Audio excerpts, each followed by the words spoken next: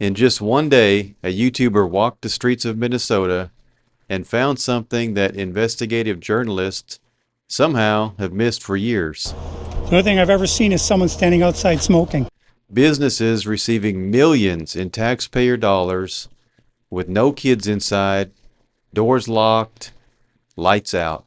These buildings should be operating as they're receiving literally millions of dollars. I would like to check a child in the daycare. Why? Can I speak to a manager? So the question isn't about whether the fraud happened anymore. The question is, who allowed the money to keep flowing? Because this didn't happen by accident, and it didn't happen unnoticed.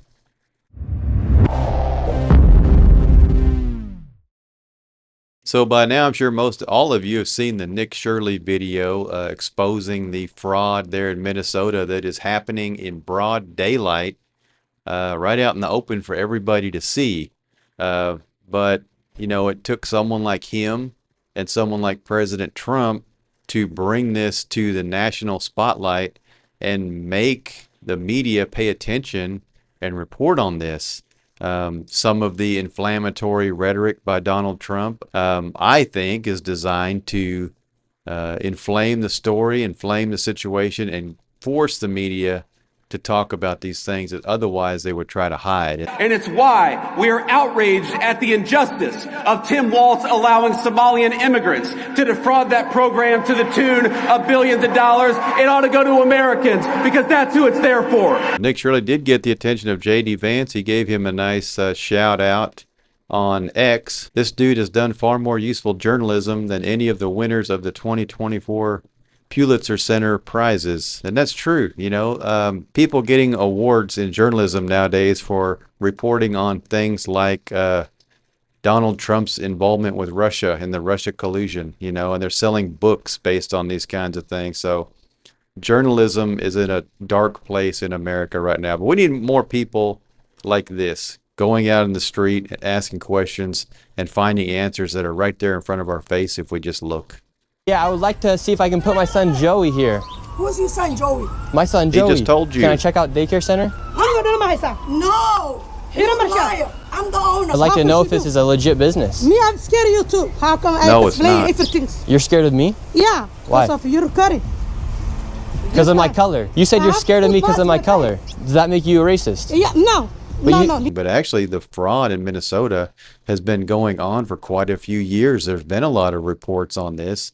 There's been cases, people have been tried and convicted, and it's been going on for 2 of Tim Walz's terms as governor. Guys, a Fox News alert. A flood of new information is coming out about Minnesota's massive fraud scandal. Each new revelation is fueling more and more demands for answers from Democrat Governor Tim Walz and his administration. The FBI saying it's massing resources to get those answers. I've known about the fraud taking place for a long time. Minnesotans have been telling me for a long time about the Somali fraud that is taking place. And with his help, we were able to crack over $110 million in fraud in one day. Governor Tim Walz and other state officials are now claiming that they are taking steps to investigate and to keep this from happening again. Remember, these claims of fraud in child care centers are not new. In fact, all the way back in 2018, as Walz was making his first run for governor, sources in the Somali community told our local station, KMSP, that it was an open secret that starting a daycare center and billing the federal government for it was like getting a license to make money. Walz's office pushed back against the videos, saying, quote, the governor has worked for years to crack down on fraud and asked the state legislature for more authority to take aggressive action. He has strengthened oversight, including launching investigations into these specific facilities, end quote. Government wages war against you. This is what happens when they target communities for their own benefit. This is what happens when they scapegoat. And this is what happens when they no longer hide the idea of white supremacy. When you hear the Vice President of the United States talk about now white people won't have to apologize for being white. That's never happened once in my whole damn life. And I think everybody in this room knows what they're doing. So we're here today to say enough of this. Okay, this is what a weak and ignorant man does. A weak leader, an ignorant leader, rather than tackling the issues in his state, taking responsibility. Why not say, I'm the one who can fix this? Why not be the one to fix it or end it?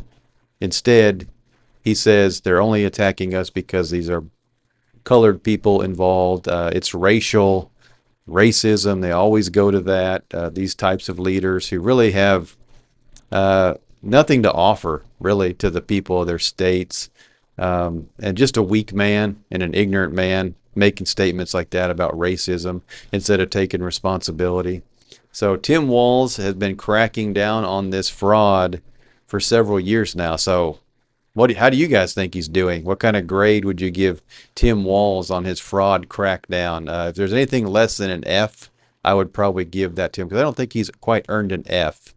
So maybe below that if possible. So you really need to ask yourself also, how did this fraud go on for so many years in the state of Minnesota without the congressional representatives knowing about it, without the governor knowing about it, without the attorney general knowing about it, without the lieutenant governor knowing about it? How does this possibly happen? You know, it defies all logic and reason to believe that Governor Walz was ignorant of what was happening in Minnesota. Let's be clear. He was campaigning on it last year with respect to the campaign with Vice President Harris in her run for the presidency. He literally was talking about it. Thank God that President Trump won that election. Thank God that we do not have a Harris-Walz presidency, because they would be encouraging this to continue, whereas this president is rooting out the fraud, securing the border, stopping the flow of people into our country. But this is what happens when you have massive welfare programs that are funding people that are coming into our country, whether it's illegally or, frankly, through legal channels that are being abused by the radical left and the Marxists who want this to occur. The Somali community knew full well what they were doing. It's a part of an enterprise-wide effort that's global, tied to the United Nations, tied to world organizations, NGOs, our own taxpayer dollars that are being used against us while we import people to be put on the welfare state, to be put on Medicaid, and to take taxpayer money. It's fraud that has to be stopped, and people need to be removed, deported, denaturalized, and sent back to Somalia. Was it allowed to go on? It kind of looks that way. So you kind of wonder, what is their motivation sometimes when they talk about needing to increase the budget for all these services and they want to get more people on these services? They want to make sure everyone has what they need, and they always blur the lines between immigrant and illegal immigrant. So I think this story of Minnesota, to me, fills in a lot of the blanks of some of these questions that we might have had in the past of why Democrats behave the way they do. So it makes you wonder, really, what is it about this Somali community there in Minnesota that has these politicians looking the other way and allowing them to get away with so much of this stuff? It doesn't make any sense until you realize that the Somali community in the Twin Cities and Minneapolis especially is pretty large. Census estimates range, but on the high end, it shows 108,000 Somalis call Minnesota home. Most of them are here in the Twin Cities. That's enough to fill U.S. Bank Stadium and Target Field to capacity and then some. Many coming here as refugees fleeing a civil war in Somalia in the 90s. I think there's about 80,000 Somalis in Minneapolis. And, you're talking about a city of roughly 500,000 people. So, almost 1/6 of the city is the Somali community. That's a big number. That's a lot of people. These politicians in Minnesota, they know that. They know that's a large voting bloc there. The Somalis, a lot of them are citizens able to vote. And there's a large number of them in a concentrated area.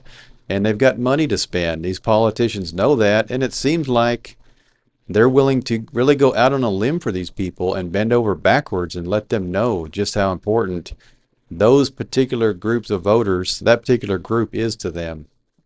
Their Lieutenant Governor, Peggy Flanagan, well, she's busy making a giant fool of herself, wearing a hijab to stand in solidarity with the Somalis. Assalamu alaikum. My name's Peggy Flanagan. I am the Lieutenant Governor of Minnesota, and I'm really honored and humbled to be here with all of you today. I am incredibly clear that the Somali community is part of the fabric of the state of Minnesota.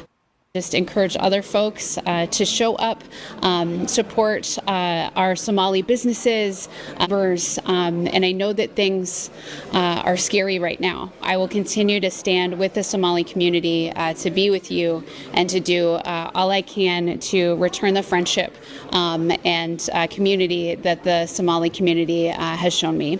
It didn't really feel authentic. It kind of felt forced. To me, it reminded me a little bit of a hostage video. So please reach out to us.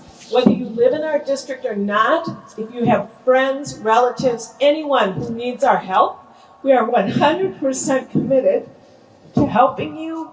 You are welcome here. She's fighting back tears. And we are here for you. We will do all that we can to support you, protect you, and help you as needed. So please accept that and know how much we care about you and are glad that you are here in our community. When's the last time a Democrat politician talked to you like that?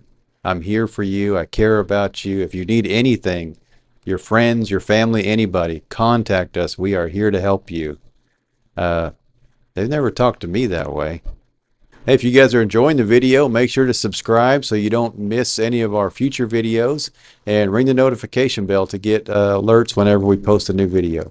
So if you think those two embarrassed themselves, here is Minneapolis Mayor Jacob Fry after his recent re-election. Go,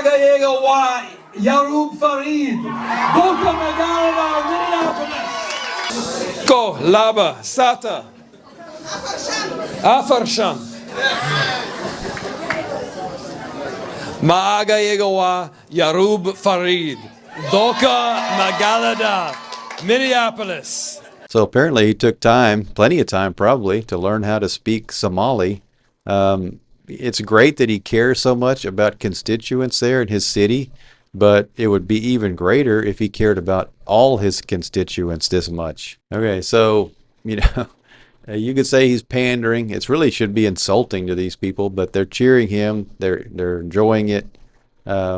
But, you know, just in case maybe you don't believe that he's sincere, here he is at George Floyd's funeral, just showing you how much he cares. Lord, there's a friend in Jesus. Just lift your hands and say. You know, it's been a long time since I've seen a grown man cry that hard. According to the social workers who saw the fraud happening, and these were seasoned veterans, these were government workers who'd seen it before, for goodness sakes, I mean, it was pretty clear. And if he was threatening these workers, that he not only broke the law, but then you also have Ellison, the attorney general, who apparently was caught on tape downplaying any problems to these fraudsters that they were having, saying, don't worry, we'll kind of take care of it. And apparently a couple of them sent some campaign contributions his way. It was more than just ignoring the problem. There was a complicity here. Yeah, it makes you wonder sometimes, you know, whose side are they on exactly? Are they on the side of the criminals, or are they on the side of the law-abiding taxpayers that they're supposed to be representing in their state? It just makes you wonder. But Keith Ellison was not allegedly caught on tape. He was caught on tape. Walls agrees with me that this piddly, stupid stuff running small people out of business is terrible. Just getting the question, just getting the inquiry from the AG is sometimes enough to make people knock it off. But he knows that there's a lot of unfair, discriminatory stuff going on with East African businesses. I know it. These department heads, like, you know, Julie Herbstead, now know that we know it. And she says, we're going to stop doing it. But I don't believe it until you tell me they've stopped doing it. Well, brother, let me just tell you this. Of course, I'm here to help. But we're all in this together. Right? You see what I'm saying? Let's go fight these people. And the only way we can protect what we have is by inserting ourselves into the political arena, putting our votes where it needs to be, but most importantly, putting our dollars in the right place and supporting candidates that will fight to protect our interests. That's right. You can only protect our interests when we have your back, and you don't have to worry about who's behind you, right? And we have to be frank and honest. You are dealing with market forces and political situations, and you have to operate in the best manner that you can operate in this state, with your donors, with your power base. But if you are secure in your donor base, and if you are secure in your power base, you can act the way you want to act. There you go. You help me, I'll help you. You line my pocket, I'll scratch your back. So it appears that the Somali community is extremely popular with the politicians there in Minnesota. And I don't think it's because they're so friendly and outgoing and wonderful people. Maybe they are. I don't know. But I don't think that's the reason they like them so much. I have a feeling that it's because they have a lot of money to throw around. They have a lot of expendable cash that doesn't need to be reinvested into their businesses or anything like that. So that makes them very attractive friends there in Minnesota. Critics are also asking why Congresswoman Ilhan Omar's husband reportedly purged key officer official details from his $25 million venture capital firm's website. Now, this move comes amid growing questions about the couple's wealth and possible connection to the welfare fraud. According to her latest financial disclosure in May, the couple's net worth surged 3,500% in just 1 year. It estimates now putting it anywhere from $6 million to $30 million. Their net worth went up 3,500%. How do you explain that? And then talk about the scrubbing on the website. That doesn't look good. What's Walz doing about that? Is he looking into this? Well, certainly not. I mean, he's certainly supportive of whatever they're doing. And this is one of the other things that we need to address is the extent to which members of Congress find themselves getting wealthy while they're in Congress. In this case, it appears by being completely in bed with all of the fraudulent activity that's going on in Minnesota. Of course, we should investigate this. Of course, should we look into what they're scrubbing from their website. I think we've got to explore this as far as we can, including potentially looking into denaturalizing and removing Ilhan Omar if she's violated our laws. And in fact, if it was a business in Minnesota, that fraud would be one of the top 20 largest companies in that state. Hey, fraud is big business in Minnesota. I actually pulled up the top earning revenue companies there in Minnesota, and the estimated fraud at $9 billion ranks number 15 for revenue, business revenue. So it's right up there, pretty close to Hormel Foods. So you can see why these politicians maybe are so friendly with these Somalis, because they have all of this money and they're not like a regular corporation who needs to take that money and reinvest it into their businesses and pay expenses. These are people committing fraud that have a lot of cash to spend, and they can use it in ways to influence people. And maybe that's why there's such a close connection here with the politicians and the Somali community. And here's the kicker. A new state law took effect in 2023 guaranteeing school districts 100% reimbursement for transportation costs for homeless and highly mobile students. So what do we see? We see that number of homeless students skyrocket in the Minneapolis school district by 40% the next year. But that's often what we're seeing is you uncover this legislation that seems to be tied in so many cases to this fraud. Yeah, it's incredible. What she's saying is they're setting up these government programs and they don't have safeguards, or they don't have ways to prevent the programs from being taken advantage of and having the fraud occur. So it's kind of like these government programs are a giant money pit or a gold mine, and the Somalis, they're the miners going down in the mine getting the gold. Now we just need to find out who the mine owners are, or who these miners are working for, and where the money is actually going. But yeah, it just seems like an endless, bottomless pit of money. Shout out again to Nick Shirley. Great video that he did. Great work that he's doing. And it just shows you that a young person with a camera and an idea and a brain can do great things. We need more people like that, because I remember we used to have investigative journalists, and we don't seem to have too many anymore. It's kind of a shortage. And I always feel like if somebody really wanted to do good investigative journalism, there's a market out there for you. We need that, and there's a big market for that, as you can see by the result of the work that Nick Shirley's doing. Look at the reaction that he got. So people are hungry for that, and we need more of that. We need more true, honest, investigative journalism, because most journalists nowadays, they act like they don't care really about most of these kind of stories. They don't want to talk about them. They're more interested in political hits and doing damage to President Trump. This lady, she's calling us ICE. We're just trying to put law and order back in the streets of the United States. So how long have you been living here? Since 2017, 2018. You've never seen a single child walk in that building? No, not at all. And do you think Tim Walz should go to jail for all the fraud that he's enabled here in his state? That's him doing this? Heck yeah. He's got to be held accountable for this. I mean, there's no rhyme or reason what's going on here. It's simple. It's nothing there. It's a parking lot. If you guys haven't watched this whole video, I would encourage you to do so. It's pretty informative. It's pretty shocking.